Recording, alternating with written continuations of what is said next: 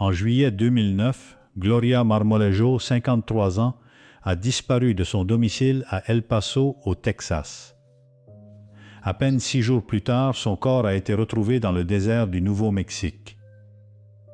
Les gens voulaient savoir s'ils se sentaient concernés par ce qui s'était passé. Comment avait-elle fini là? Qui l'avait tuée? Qui avait fait ça? Ça avait fait grand bruit à l'époque. Gloria était arrivée à El Paso pour demander des comptes à son fils, David Marmolejo, 29 ans, et sa relation inappropriée avec sa demi-sœur par alliance. On savait que c'était son copain, ils étaient toujours ensemble. Si Maria était là, David était là aussi. Et c'était vraiment bizarre. Apparemment, la mère essayait de les tenir à l'écart l'un de l'autre, et ça ne lui plaisait pas. Qui est la dernière personne à avoir vu la victime? Évidemment, c'était David. Marmolejo a dit aux enquêteurs qu'il avait laissé Gloria au domicile familial et qu'il ne l'avait pas revue depuis. Mais en réalité, il a étranglé sa propre mère jusqu'à la tuer. David Marmolejo a tué sa propre mère et s'est débarrassé de son corps comme si elle ne valait rien. Et je pense que ça en dit long sur lui. David Marmolejo avait été révélé comme l'un des pires tueurs au monde.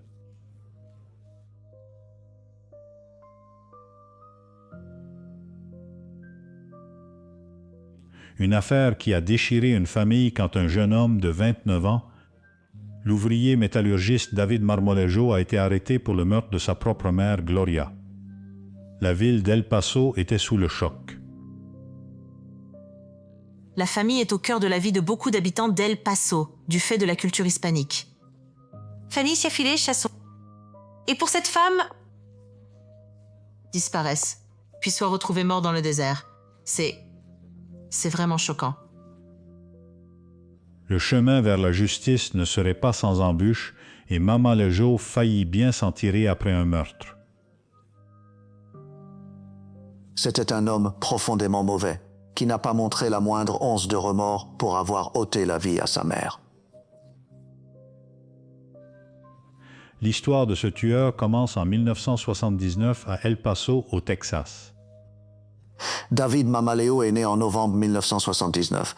Il avait un frère aîné prénommé Manny, mais pas vraiment de présence paternelle à la maison. Le père de Marmolejo avait déjà disparu de sa vie quand David avait 6 ans. Le père de Marmolejo a pris un emploi qui l'obligeait à beaucoup voyager et il a vite perdu le contact avec ses fils. Gloria s'est retrouvée à élever seule les 2 garçons, avec l'aide de sa famille. C'était une femme extrêmement déterminée sur qui on pouvait compter. Gloria Marmolejo avait l'air très aimée de tous. Maman, elle était dévouée à ses enfants et personne ne semble vraiment avoir quoi que ce soit de mauvais à dire sur elle. David Marmolejo était décrit comme un bon gamin, moins scolaire que son frère aîné, Manny. Son frère aîné était plus studieux, plus tourné vers sa carrière. David était encore plus dragueur que ça. Apparemment, il avait déjà beaucoup de petites amies, même très jeunes.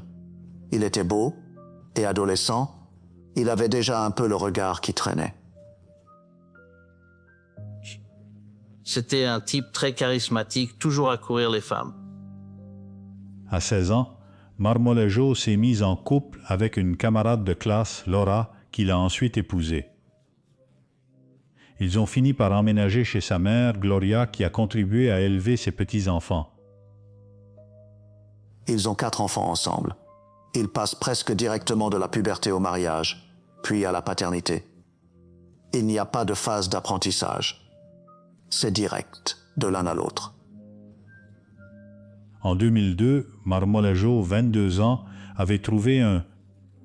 Il travaillait comme ouvrier métallurgiste, un métier qui l'amenait à voyager dans plusieurs États. La jeune famille a quitté El Paso pour s'installer à plus de 600 km de là, jusqu'à Phoenix, en Arizona. David avait un mode de vie vraiment à part. Il avait une famille, il avait des enfants, mais il a toujours été un grand fêtard. Il était toujours en vadrouille. Leur couple a vacillé à Phoenix, et peu après, ils étaient au bord du divorce. À un moment, entre 2005 et 2006, Laura, la femme de David, décide de retourner à El Paso pour vivre chez Gloria, la mère de David. Bien que sa femme et ses enfants l'aient quitté, David Marmolejo est resté à Phoenix. David avait renoué avec son père qui vivait lui aussi en ville. On le retrouve donc auprès de son père à Phoenix. Tu as Laura et les enfants à El Paso avec la mère de David. À ce moment-là, le père de David avait épousé une autre femme qui avait elle-même 2 enfants.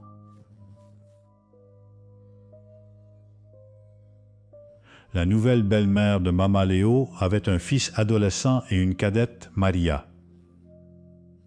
David et Maria ont fait connaissance quand elle avait 11 ans, et d'après Maria, elle avait le béguin pour lui. Et à 22 ans, c'était un homme fait. Elle se serait sans doute dit, « C'est mon frère, c'est quelqu'un en qui je peux avoir confiance. » Il y a un rapport de force là-dedans, et je pense que Marmolejo en a profité. Au fil des années, David Marmolejo a développé une relation malsaine avec sa jeune demi-sœur par alliance. À force de se fréquenter, ils sont tombés amoureux. Sa famille n'a ça pas accepté, parce qu'elle trouvait ça déplacé qu'il sorte avec sa demi-sœur par alliance, et qu'elle soit si jeune. Alors que David a 25 ans et que sa demi-sœur par alliance n'en a que 14, il commence une relation sexuelle. En effet, elle tombe enceinte, donne naissance à l'enfant qu'il confie à l'adoption. Les tensions avec Maria n'étaient pas le seul problème de Marmalaya. En mars 2006, la police en Arizona a arrêté le Pana, un homme de 26 ans accusé d'avoir violé et braqué 4 travailleuses du sexe sous la menace d'une arme. Fait sortir pour ramasser les prostituées. Et pendant qu'ils étaient ensemble, il se mettait à les agresser et à les frapper violemment. Et Prae les abandonnait après les avoir roués de coups. Lorsque la police a perquisitionné la maison du père de Marmolejo, elle a découvert une arme à feu correspondant à celle décrite par les victimes comme ayant servi lors des vols à main armée. Quand on a une arme braquée sur soi, on comprend qu'on peut mourir. Il veut leur faire peur, les garder sous son contrôle et les obliger à obéir. Marmolejo a nié ces accusations, mais a reconnu avoir fait appel à des travailleuses du sexe. L'une des raisons, malheureusement, pour lesquelles les travailleuses du sexe sont souvent attaquées, c'est qu'elles ont peu d'attaches dans la communauté. Ils peuvent tout simplement disparaître, et c'est d'ailleurs souvent le cas. Ils vont de ville en ville rattrapés par leur passé où qu'ils aillent. Les poursuites contre David Marmolejo ont été abandonnées quand la police n'a plus réussi à retrouver les victimes. Les enquêteurs ignoraient que l'homme qu'ils venaient de relâcher allait commettre un crime encore plus odieux. David Marmolejo prendrait bientôt goût au meurtre. À la fin 2006, David Marmolejo, 27 ans, avait échappé à des poursuites pour le viol et le vol à main armée commis contre 4 travailleuses du sexe. Il était libre de reprendre le cours de sa vie. Peut-être en réaction aux complications survenues à Phoenix, David décide d'aller travailler à Hawaï et il se trouve une autre petite amie. Elle tombe ensuite enceinte de son futur 5e enfant. Mais même si Mama Leo avait refait sa vie avec une nouvelle famille à Kula, sur l'île hawaïenne de Maui, une part de son ancienne vie continuait de le retenir. Quand David était à Hawaï et qu'il était avec une autre femme, il a fini par faire venir Maria vivre avec eux. Ce qui met franchement mal à l'aise la femme dont il vient d'avoir un autre enfant. Elle trouve ça, je crois que le mot juste, c'est dérangeant. Ça la met mal à l'aise. C'est quoi cette histoire? Il a clairement une sorte d'emprise sur Maria, mais il ne lui apporte rien en retour. Il ne veut pas s'engager avec elle. Alors qu'il vivait à Hawaï, Mama Leo s'est blessée et sa vie a basculé à jamais. Quand il était à Hawaï, il a eu un accident de moto et ils ont dû lui amputer la jambe au-dessous du genou. La mère de Marmolejo, Gloria, a immédiatement pris l'avion pour se rendre au chevet de son fils, où elle l'a convaincu de réemménager avec elle à El Paso le temps de sa convalescence. L'ex-femme de David, Laura, et les enfants ne vivent plus là. Ils ont déménagé depuis longtemps. Au final, il ne reste plus que Gloria et David. David Marmolejo a été équipé d'une prothèse de jambe et est progressivement devenu moins dépendant de sa mère pour obtenir du soutien. Ainsi, au printemps 2009, Gloria a saisi l'occasion de séjourner chez son fils aîné, Manny, à Phoenix.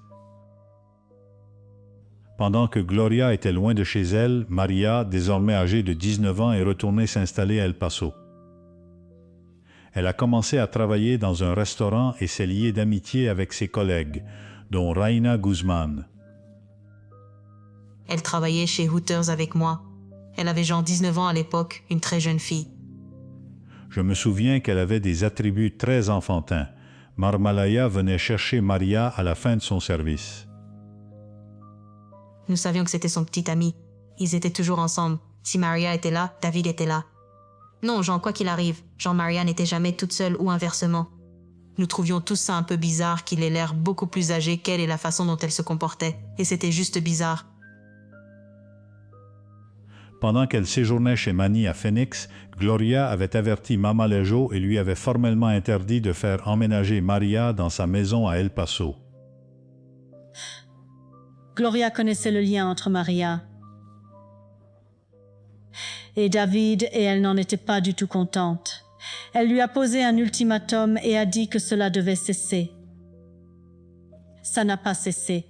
Il a continué à voir Maria dans le dos de tout le monde. Il n'allait jamais s'arrêter. Malgré l'avertissement de Gloria, Maria passait beaucoup de temps à la maison et Marmolejo avait également pris un locataire. J'avais donc besoin d'un endroit où loger. Maria avait mentionné que David, chez lui, avait une chambre supplémentaire à louer et j'y ai emménagé. À ma connaissance, il y vivait et c'est la seule raison pour laquelle j'ai accepté d'y vivre. Il n'y a que David et moi. Tu peux avoir tout l'étage pour toi tout seul. Oh, super, ça a l'air bien. À l'insu de Marmolejo, de Maria et même de Raina, Gloria élaborait un plan à Phoenix. Elle soupçonnait Maria de loger dans la maison. Je vais retourner en voiture à El Paso et voir si je pourrais la rattraper et leur faire la surprise. Le 25 juillet 2009, Gloria est retournée à El Paso pour essayer de prendre son fils et Maria en flagrant délit. Elle prévient tout le monde de ne pas dire à David qu'elle va se rendre en voiture à El Paso. Elle veut voir à l'intérieur de la maison sans qu'il sache à l'avance qu'elle vient. La maison est immonde. Il y a des déchets partout. Ce n'est pas du tout bien entretenu. Après avoir appelé sa mère, Gloria a finalement passé un appel téléphonique à Marmolejo. Elle m'appelle et me dit « Hé, la porte de ma chambre est verrouillée. Tu peux venir l'ouvrir? Où es-tu? Tu es tout prêt ?» Et il était un peu surpris qu'elle soit ici. À ce moment-là, David et Maria sont allés au cinéma avec des amis. Il devait y avoir un barbecue plus tard, auquel David et Maria allaient se rendre. Donc, à un moment donné, David quitte le cinéma et retourne en voiture à la maison. Gloria avait dit à certains membres de sa famille qu'elle revenait à El Paso ce soir-là. Et c'était la dernière fois que qui que ce soit avait entendu parler d'elle. Le lendemain, Manny, le fils aîné de Gloria, n'avait toujours pas eu de nouvelles de sa mère depuis qu'elle était arrivée à El Paso. La famille commence à devenir suspicieuse en se disant « Eh bien, où est-elle ?» Alors Manny appelle et parle à David.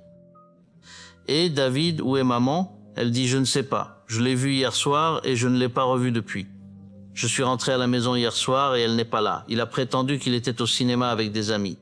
Alors il est rentré à la maison, a déverrouillé la porte, a dit bonjour à sa mère, l'a aidé à décharger 2 ou 3 choses et il a affirmé qu'il avait dit bonjour et qu'il était parti. » Quelques jours seulement avant son anniversaire, Gloria Marmolejo, 53 ans, s'était volatilisée. Son fils David avait été la dernière personne à la voir. Il m'a appelé alors que j'étais au centre commercial et il m'a dit « Hey, est-ce que tu as vu ma mère dans la maison? Elle est en ville mais je ne l'ai pas vue de toute la journée.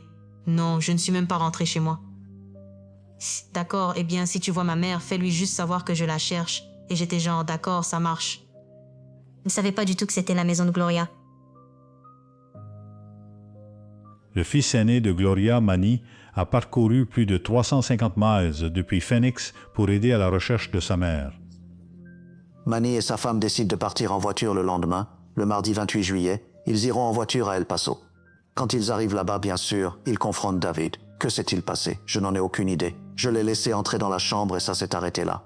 Et d'ailleurs, sa voiture n'est pas ici. Elle a dû être emmenée. Alors la journée passe. Ils sont inquiets et nous découvrons que Manny décide de déposer une plainte auprès de la police d'El Paso et que des rapports ont disparu. La disparition de Gloria fit bientôt les gros titres dans toute la ville. J'étais le journaliste judiciaire de l'El Paso Times.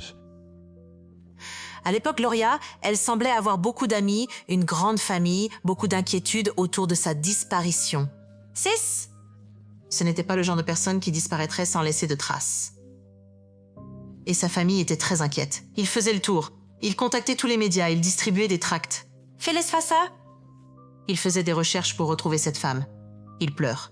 David pleure. Écoutez, aidez-nous, vous savez. Il prononce un discours vraiment émouvant demandant à la communauté d'aider à retrouver madame. Marmolejo.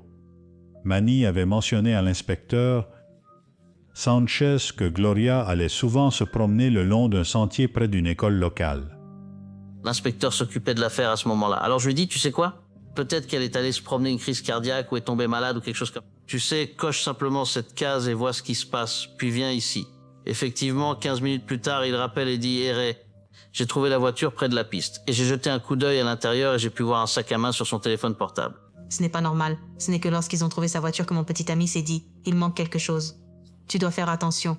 Il y a quelque chose qui ne va pas. » C'est la première chose qui m'a fait me dire « Oh mon Dieu, c'est bizarre et effrayant. » La chose suivante que je sais, la maison a été fermée et je n'avais aucun accès à toutes mes affaires. Il l'a cherchée parce qu'il ne l'avait pas encore trouvée. Sans aucun signe d'un... Des signes de lutte au domicile familial et aucun suspect évident dans la disparition de Gloria, les détectives ont décidé d'interroger sa famille. La formule classique dans toute enquête. Qui a été la dernière personne à voir la victime? Eh bien sûr, la dernière personne à voir la victime était David. Nous avons parlé à David et David a commencé à nous dire qu'il n'avait pas vu sa mère depuis ce samedi-là. Il nous a dit qu'il a ouvert la porte de sa chambre pour elle, puis qu'il est parti.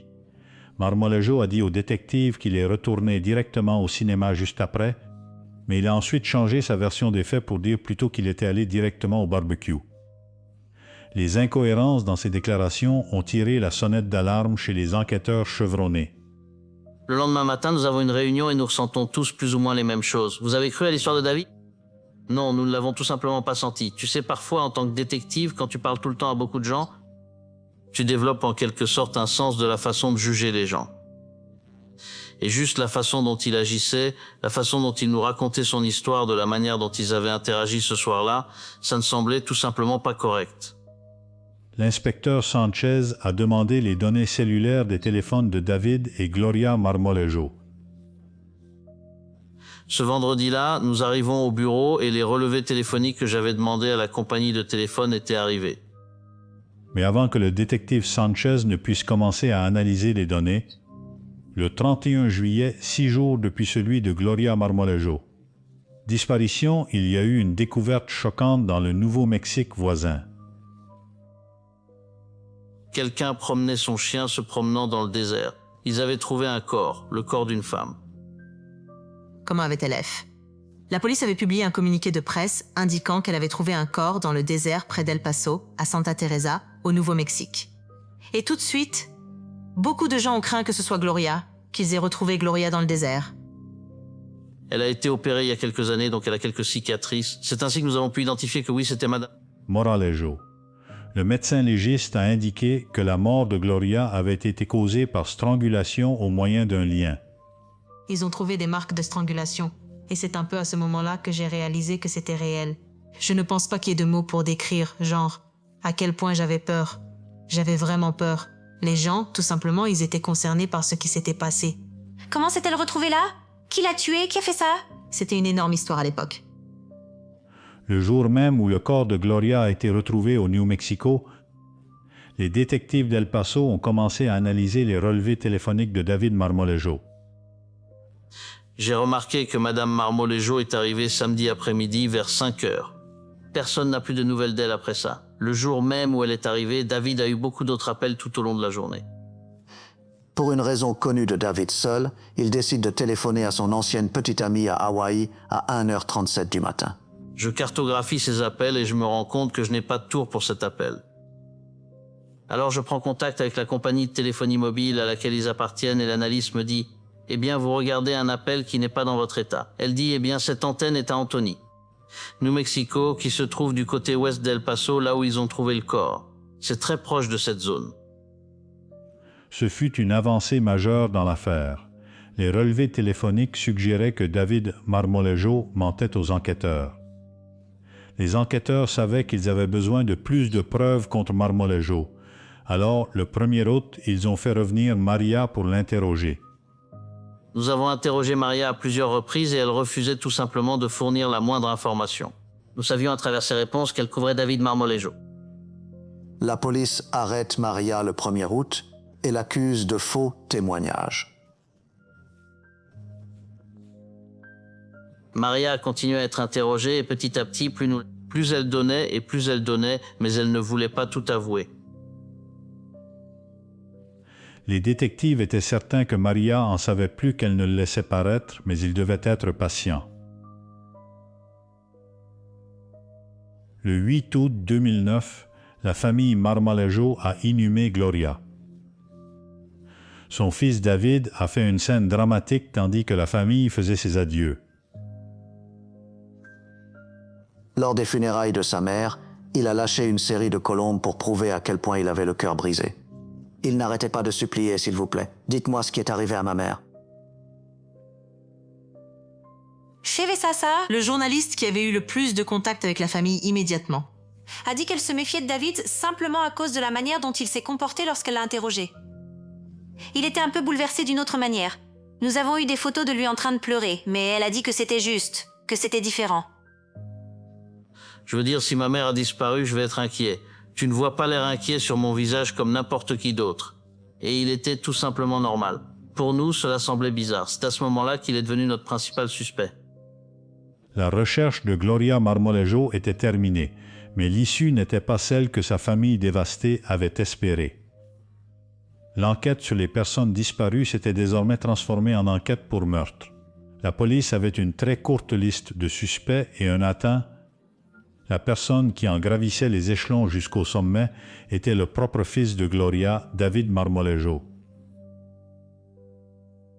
À la mi-août 2009, les détectives d'El Paso recherchaient le meurtrier de Gloria Marmolejo, âgé de 54 ans.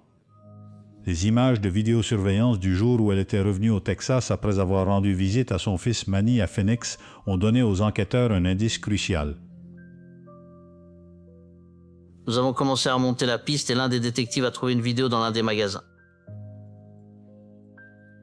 Et elle porte la même chose dans la vidéo que ce qu'elle portait quand nous l'avons trouvée dans le désert. Et si elle était venue ici, avait passé la nuit, s'était endormie, elle se serait changée. Le fils de Gloria, David Marmolejo, maintenait sa version des faits selon laquelle est allé à un barbecue avec sa demi-sœur et sa petite amie Maria après être brièvement rentré chez lui pour ouvrir la porte à Gloria le soir où elle a disparu. Mais les relevés téléphoniques de Marmolejo suggéraient le contraire. Dans toutes les interviews que j'ai faites avec David jusqu'à ce moment-là, il n'a jamais mentionné qu'il était au West Side. Ce samedi soir-là, il a dit qu'il l'avait passé aller à la maison et qu'il l'avait passé dans le nord-est de la ville. Une analyse plus approfondie des relevés téléphoniques de Marmolejo a montré qu'après qu'il avait fait un certain nombre d'appels à Maria la nuit après qu'il était retourné à la maison pour voir Gloria. Plus nous analysions le téléphone cette nuit du 25 au 26 au matin, plus il y avait beaucoup d'activités téléphoniques entre lui et Maria. Genre plusieurs minutes à s'appeler l'un l'autre. On parle de genre 5 heures du matin. Malgré ses affirmations contraires, les relevés téléphoniques de Marmolejo l'avaient placé à proximité de l'endroit où le corps de Gloria avait été découvert. Les enquêteurs essayaient de faire avouer à Maria tout ce qu'elle savait sur ce qui s'était passé la nuit du meurtre de Gloria.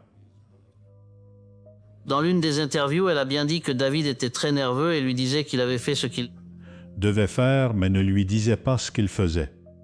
Pour découvrir la vérité et prouver que David Marmolejo était responsable d'avoir tué sa mère, la police a tenté de conclure un accord de plaidoyer avec Maria en échange d'informations supplémentaires. Les procureurs ont conclu un accord avec elle selon lequel, si elle témoignait contre David et parlait. Il s'enquête honnêtement au sujet de ce qu'elle savait, alors elle ne serait accusée d'aucun crime en lien avec le meurtre de Gloria. Fait sec, c'est sang. Après cela, nous avons réussi à la convaincre de tout avouer et elle dit « Ok, c'est que je suis ici ». Je vais tout vous dire. Maria a commencé à raconter au détective sa version de ce qui était arrivé à Gloria après que David Marmolejo l'avait confrontée à la maison familiale. David a eu une violente dispute avec Gloria, une dispute absolument violente. Quand elle lui a dit qu'il devait quitter la maison s'il comptait poursuivre sa relation avec elle, je pense qu'il a tout simplement craqué. Il y a eu une confrontation entre David et sa mère. Ils se sont retrouvés d'une manière ou d'une autre dans la salle de bain. David a perdu son sang-froid. Il donne un coup de poing à sa mère à la tête. Elle tombe, se cogne la tête, mais ensuite cela devient vraiment horrifiant. David enlève sa ceinture, la met autour du cou de sa mère, pose son pied sur son dos, elle est face contre terre sur le sol et serre la ceinture. Et de plus en plus serrée jusqu'à ce qu'il l'étrangle. C'est un meurtre de sang-froid. Maria a avoué aux enquêteurs qu'elle connaissait la véritable histoire derrière la mort de Gloria depuis des semaines. Après le barbecue le soir du 25 juillet 2009, David dit à Maria ce qu'il a fait, et en effet il retourne à la maison de Gloria à El Paso. Au début, Maria ne le croit pas vraiment. Elle pense que c'est une blague. Elle dit « Eh bien, va voir dans la salle de bain ». Et là, sur le sol, se trouve Gloria, étranglée, morte. Maria a alors raconté aux enquêteurs comment elle a aidé Marmolejo à dégager la scène de crime et se souvint qu'elle s'était blessée d'une manière ou d'une autre au cours du processus. Maria a bien dit qu'elle avait saigné d'une manière ou d'une autre et que David nettoyait le sang qui était tombé sur le tapis à l'entrée de la salle de bain. Nous sommes donc retournés à la maison et avons fouillé la maison. Effectivement, nous n'avons trouvé aucune trace de sang visible à l'œil nu. Mais quand nous avons soulevé la moquette à l'entrée de la chambre, nous avons trouvé du sang. Alors, l'histoire de Maria a commencé à prendre forme. Maria a dit au détective qu'elle avait peur de Maman Léo et qu'elle craignait la manière dont il pourrait riposter s'il était défié. A dit qu'avait essayé de l'étrangler par le passé. Maria a bien dit cela, qu'il était violent avec elle, tout comme son ex-femme et la petite amie à Hawaï. C'était une chose qui était très constante, c'est qu'il est violent avec les femmes. La femme qui avait été si éprise de David Marmolejo depuis l'âge de 11 ans avait enfin rompu les rangs. Elle le suivait pratiquement partout comme un petit chien. Je veux dire, elle était tellement amoureuse de lui. Elle a peut-être même subi un lavage de cerveau de sa part. Elle était tout simplement tellement amoureuse de lui qu'elle aurait fait n'importe quoi pour lui. Maria aurait su de quoi il était capable. Et même si elle n'avait pas pleinement pris conscience de ce dont il était capable, cela se trouvait là juste devant elle. Il venait de tuer sa mère. Je trouve donc tout à fait plausible qu'elle l'ait aidé par peur. Vers 1h30 du matin le 26 juillet, le couple a transporté le corps de Gloria au-delà de la frontière jusqu'au Nouveau-Mexique. Qu'est-ce qui s'était passé? Elle a dit qu'elle avait aidé à enlever le corps, à nettoyer après, et qu'elle avait aidé David à mettre le corps dans le coffre de sa voiture. Elle était avec David lorsqu'il roulait un peu partout à la recherche d'un endroit où laisser le corps de Gloria. Maria devait dire plus tard qu'il l'avait tirée hors de la voiture comme un pantin. Il la tira dehors, les jambes traînant sur le sable comme si elles n'avaient aucune importance. La zone désertique, c'est de la terre vraiment meuble là-bas. Et quand il s'éloignait en voiture, il voulait effacer les traces de ses pneus. Alors elle a conduit la voiture lentement pendant qu'il était assis dans le coffre avec un carton qu'il avait emporté avec lui. Il a planifié ça. C'est ainsi que Maria nous l'a expliqué. Avec la version des faits de Maria corroborant les relevés téléphoniques, l'étau se resserrait autour de David Marmolejo. Le 4 septembre, le jeune homme de 29 ans s'est volontairement rendu à la police. Environ 1 mois après la découverte du corps de Gloria, David a été arrêté en lien avec sa mort. Je me souviens qu'il avait été arrêté. Nous n'avons pas été surpris. Personne n'a été surpris qu'il ait été arrêté. Malgré les affirmations de Maria sur ce qui s'était passé après que Gloria eut confronté son fils, Marmolejo avait une version différente des événements. On venait juste de se lever le matin, juste, tu sais, comme ça. Je me suis juste dit, tu sais, où est-ce que je suis, bordel? J'ai dit, tu sais, je n'ai rien dit à ce sujet. Alors je suis retourné à ce film. Elle a dit, ok. Les détectives ont interrogé Marmolejo au sujet de ses relevés téléphoniques. Ce qui le plaçait près de l'endroit où le corps de sa mère avait été retrouvé la nuit de son meurtre. Il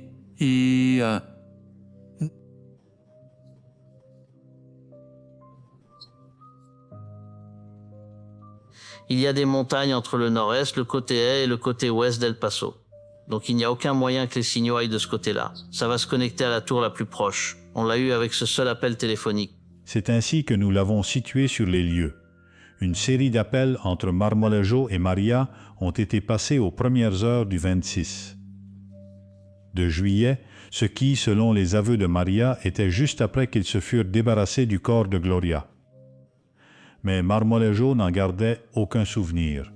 Nos deux téléphones sont en train de changer et la seule autre chose, c'est qu'elle s'est retournée. L'appel de 5h35 du matin que vous avez passé à Maria dure 1 minute et 25 secondes. Donc tu dis qu'elle s'est retournée sur ton téléphone, puis qu'elle a répondu à son téléphone. À 5h42 du matin, il y a un autre appel de votre téléphone vers son téléphone. Et celui-ci ici dure 3 minutes et 7 secondes. Est-ce qu'elle tourne? Je veux dire, qu'est-ce qui se passe ici? Est-ce que les gens en train de faire des roulades par terre? Je crois que oui. Qu'est-ce qui se passe ici, David? Explique celui-là. Je ne peux pas l'expliquer. Il n'a jamais vraiment admis avoir tué sa mère. Il a affirmé qu'il n'avait rien à voir avec ça, qu'il avait été accusé à tort. Mais tout pointe simplement vers lui, tu sais, y compris la déclaration de Maria. Et la décision a été prise d'obtenir un mandat et de l'inculper officiellement du meurtre de sa mère.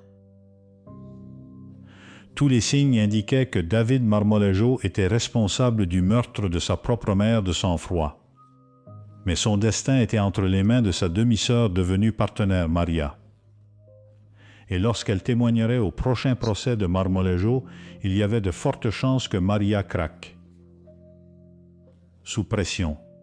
Le lundi 4 octobre 2010, le procès de David Marmolejo pour le meurtre de sa propre mère, Gloria a commencé au palais de justice du comté d'El Paso.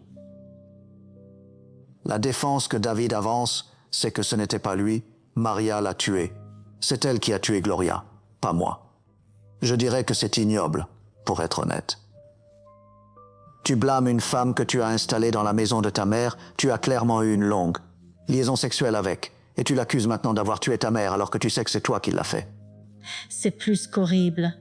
C'est un homme qui se contente simplement d'utiliser les femmes. Il n'est pas fidèle à Maria. Je ne pense pas qu'il soit capable de tomber amoureux d'une femme. Je n'y crois pas. Ce n'est pas ainsi qu'il voit les femmes. Malgré des preuves accablantes contre Marmolejo, le procès était sur le point de se heurter à un obstacle majeur lorsque Maria a pris la barre. Je crois le témoignage de Maria. Je crois qu'elle disait la vérité. Ce à quoi cela s'est résumé, c'est que lorsque ce fut au tour de la défense de lui poser des questions, Il savait comment la provoquer et elle est simplement devenue très sur la défensive.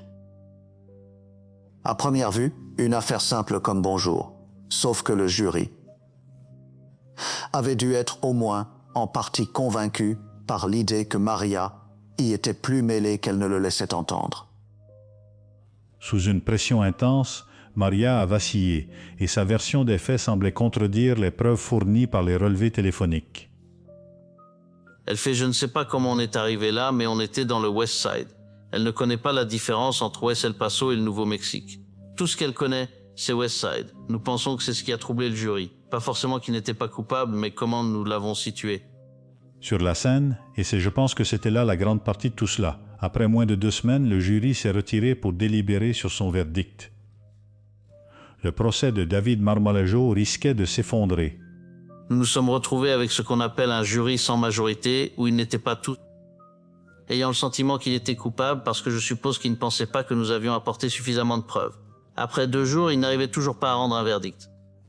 Et au final, le juge n'a eu d'autre choix que de déclarer le procès nul. Ce fut un énorme coup dur pour les enquêteurs. David Marmolejo avait d'une manière ou d'une autre échappé à la justice après un meurtre.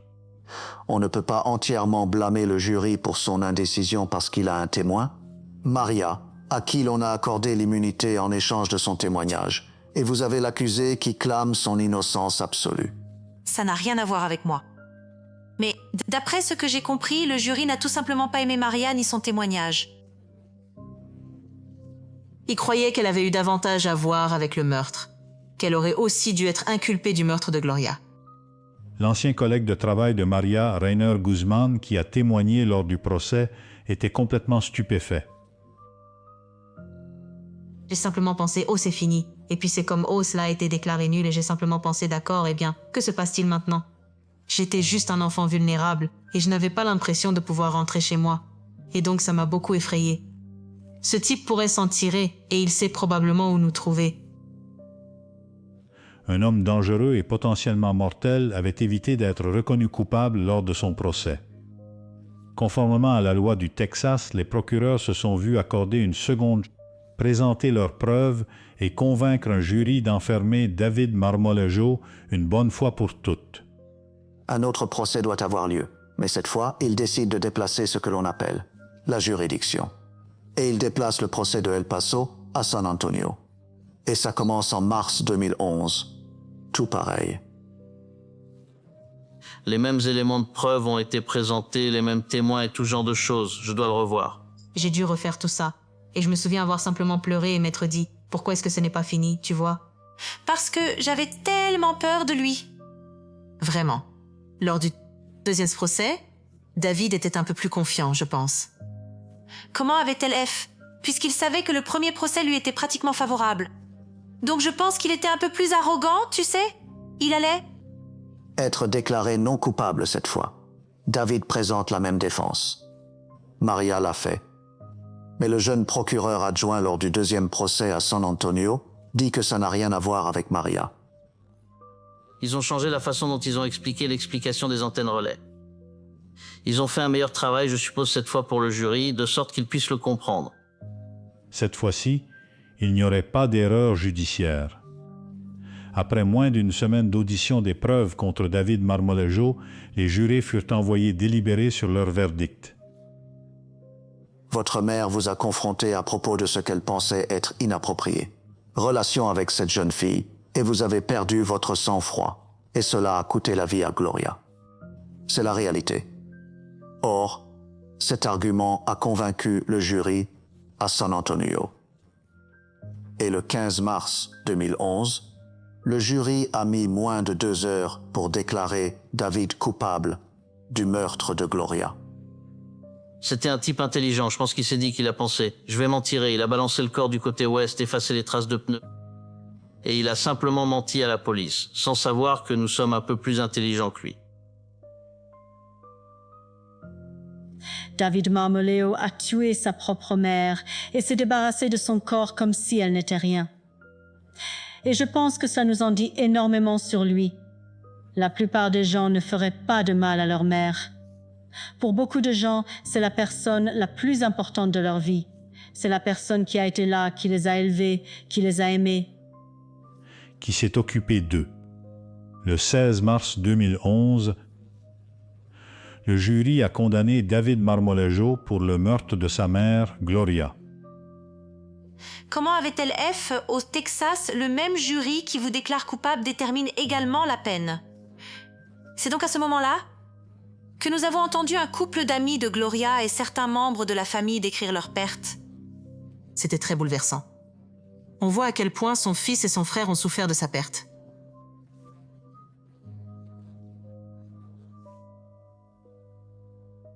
Par une extraordinaire ironie, David est condamné à une peine de 54 ans. Exactement l'âge qu'avait sa mère lorsqu'elle est morte. J'étais soulagée que je suppose qu'il y ait eu une sorte de justice rendue, même si ça a pris tellement longtemps.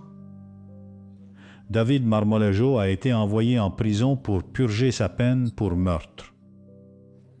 Et il restait encore de la justice à rendre au tueur. Après que nous l'avons arrêté et qu'il est allé en prison, les autorités de l'Arizona sont venues le chercher. Ils ont réussi à l'inculper de, j'ai envie de dire, presque 17 à 20 chefs d'accusation d'agression sexuelle sur des prostituées. Je suppose qu'il a toujours été un mauvais type qui passait sous les radars. En août 2017, il a plaidé coupable à 3 chefs d'accusation d'agression sexuelle et de tentative d'agression sexuelle en Arizona. Lorsqu'il serait libéré ici au Texas, il allait simplement devoir être transféré en Arizona pour purger cette peine. Enfin, David Marmolejo avait été démasqué comme le tueur violent qu'il était vraiment. Je pense que David est juste un manipulateur. Il pense sans aucun doute qu'il est plus intelligent qu'il ne l'est vraiment. Et il est tout simplement arrogant et il pensait qu'il pouvait s'en tirer avec ça et il n'a pas pu. C'est horrifiant. C'est un homme qui a perdu tout contact. Avec une conscience d'empathie ou de sollicitude, et même, pourrait-on dire, d'amour. Après tout, c'était sa mère qu'il venait de tuer. C'était vraiment la personne sur qui tout le monde comptait. C'était-elle la personne digne de confiance? Je pense que c'est elle qui maintenait la famille unie. Et après sa mort, la famille s'est en quelque sorte désagrégée, je pense. Il était exploiteur, il se servait de gens, il brutalisait les gens. Il ne semblait éprouver aucun remords. Et il ne s'agissait pas d'événements isolés. C'est ce qu'il faisait tout au long de sa vie. C'est un prédateur malveillant, surtout envers les femmes. David Marmolejo était un homme violent qui n'avait aucun respect pour les femmes qui l'entouraient, pas même pour sa propre mère. Marmolejo a brutalement attaqué et tué Gloria avant de jeter impitoyablement son corps. Il a ensuite essayé de rejeter la faute sur sa petite amie et sa demi-sœur par alliance Maria.